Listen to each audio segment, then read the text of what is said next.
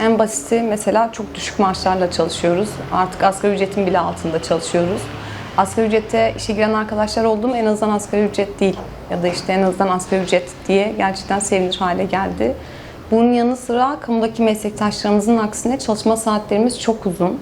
Sabah 8-6, bazen 6.30, bazen 7'ye kadar çalıştığımız oluyor. Neredeyse her hafta sonu çalışıyoruz. Ve görev tanımı sadece çocukları eğitmek ya da sadece ders işlemek, müfredatı uygulamak da değil. İşte veli araması var, pano yapma var, bir sürü evrak işi var. Okulun reklamını, pazarlığını yapma işleri var. Velileri arayıp mesela bizden kayıt deneme üzerine konuşmalar yapmamızı istiyorlar. Okulun tadilatlarını yapan öğretmenler oluyor mesela. Çay koyan, çay götüren, servis yapan.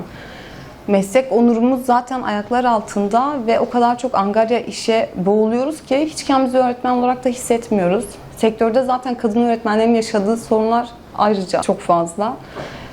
İş görüşmelerinde mesela kadınsak eğer ilk sorular işte bekar mısınız? Bekarsak eğer mesela bu bir sorun onlar için. Evliysek daha iyi oluyor onlar için. Çünkü işte zaten ek gelir olsun diye çalışıyorsunuz. Zaten eşiniz var hocam yok mu gibi bir yerden açıyorlar pazarlığı. Okulda işte hafta sonu görevlendirmelerinde kadın öğretmenleri hep böyle bir vitrin olarak kullanıyorlar. İşte kılık kıyafet yönetmeliği var. Kadın öğretmenlere ayrıca atılır.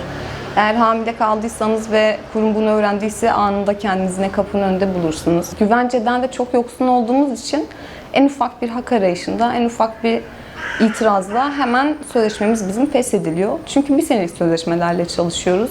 İşte Haziran-Mayıs aylarında kendimizi kapının önünde buluyoruz yine. Ya da en iyi ihtimalle eğer bir senelik sözleşmeyle çalışmak istiyorsanız hiçbir şey yapmamanız, hiçbir şeye itiraz etmemeniz ve gerçekten köle gibi çalışmanız gerekiyor. Çoğu kurs merkezinde öğretmenler 9 aylık, 10 aylık, 11 aylık sözleşmelerle çalışıyor. Benim mesela yaz aylarında işsiz kalıp işte kafelerde, restoranlarda çalıştığım ya da çocuk baktığım çoktur. Bir sürü arkadaşımızın öyle. Bu sendikanın yönetim kurulu üyelerinden meclis üyelerine kadar herkes öğretmen. Ve hemen hemen hepimiz yaz aylarında başkaca işlerle meşgulüz. Biraz o yüzden de Ankara'nın yolunu tutmaktan başka bir çaremiz kalmadı. Çünkü gerçekten insanca çalışmak ve güvenceli yaşamak istiyoruz. Kamudaki meslektaşlarımızla eşit ücret almak istiyoruz. Asgari ücretin altına ya da en ihtimalle işte asgari ücretin bir tık üstüne çalıştırmak istemiyoruz.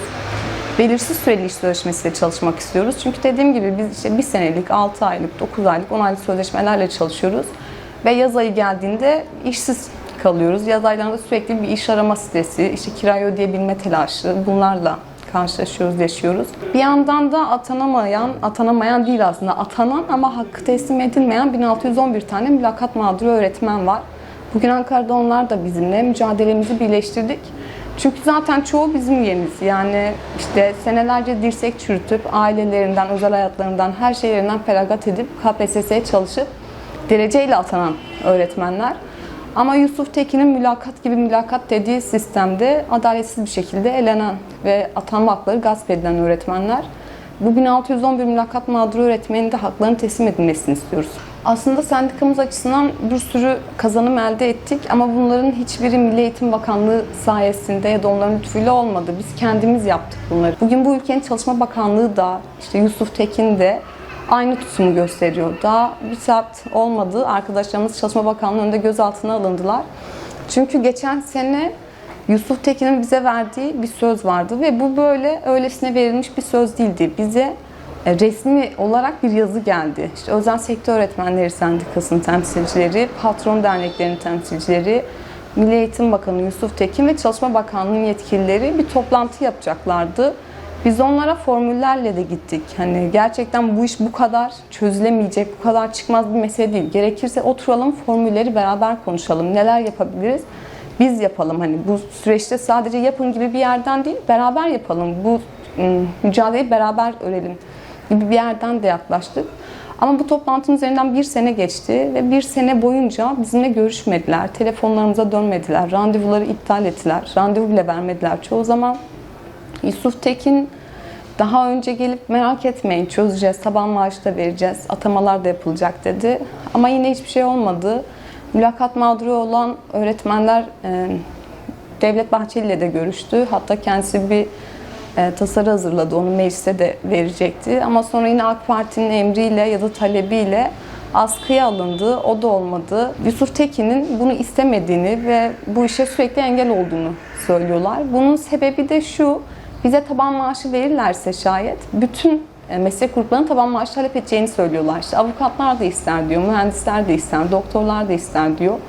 Öte yandan mülakat mağduru öğretmenler sorguluyor. Bize de söz verdiniz, neden olmadı? Bu sefer de diyorlar ki sizi eğer atarsak diğer mülakat mağdurlarını da atamak zorunda kalacağız. Ya da işte ücretli öğretmenler de hak talep edecekler. Memlekette söz konusu öğretmenlik olunca, aslında olmayınca da o kadar büyük bir haksızlıklar silsilesi var ki herkes o kadar çok mağdur ki gerçekten insanlara bir hak tanımaya korkuyorlar. Çünkü bunun bir çığ gibi büyüyeceğinin de farkındalar. Bizim öyle bir talebimiz yok, yani sadece bizi atayın, sadece bizim özlük haklarımızı iyileştirin gibi bir yerden yürütmüyoruz bu mücadeleyi. Herkesin hakkını versinler. Yani bu mülakatlarda hakkı yiyen ne kadar öğretmen varsa hepsi atansın. Ya da özel sektörde mahkum edilip asgari ücrete, sefalet ücretleriyle çalışmak zorunda kalan ne kadar işçi, emekçi varsa hepsinin hakkı teslim edilsin. Yusuf Tekin geldiğinden bu yana, daha öncesi de kötüydü ama özellikle Yusuf Tekin'in bakanlık yaptığı dönemden bu yana eğitim sektöründe gerçekten müthiş bir gerileme söz konusu. Bugün ataması yapılmayan neredeyse yüz binlerce öğretmen var. Ama öte yandan bakıyorsunuz mesela devlet okullarında ücretli öğretmen sayısı kadrolu öğretmen sayısını katlıyor. Bizim o kadar çok ücretli öğretmenlik yapan üyemiz var ki çoğu hatta üye bile olamıyor. Çünkü sigorta iş kolu örtüşmüyor, uyuşmuyor. Yani devlet bunları sırtından öyle bir atmış ve özel sektöre öyle bir havale etmiş ki neredeyse hiçbir şeyden haberdar bile değiller. Yani bu neden böyle olmuş diye sorduğumuzda Allah Allah öyle miydi gibi bir yanıt aldık mesela Çalışma Bakanlığı'ndan. Atamalar yapılmıyor çünkü devlet bunu kendisi de söyledi. Yusuf Tekin'in kendisi de söyledi. Bunu Çalışma Bakanlığı yaptığımız görüşmelerde de bize söylendi. Kamudaki öğretmenleri ve devlet okulundaki öğrencileri devlet kendine yük olarak görüyor. O yüzden onları özel sektöre mahkum ediyor. Bunu yaparken özel okul patronlarına, sahiplerine teşvik üzerine teşvik veriyor. Yani bugün özel okul sayısının bu kadar yükselmesi de tesadüf değil. Çünkü patronlar çok büyük teşviklerle açıyorlar bu özel okulları. Öğretmenlerin özlük haklarının, maaşlarını koruyan bir yasa da yok artık. Taban maaş da yok. Öğretmene böyle insanca geçinebileceği, yaşayabileceği bir maaş vermek zorunda da olmadığı için işte asgari ücretin altında dilediği gibi çalıştırıyor. Devlet bu anlamda üzerinde hiçbir yük, hiçbir sorumluluk hissetmiyor.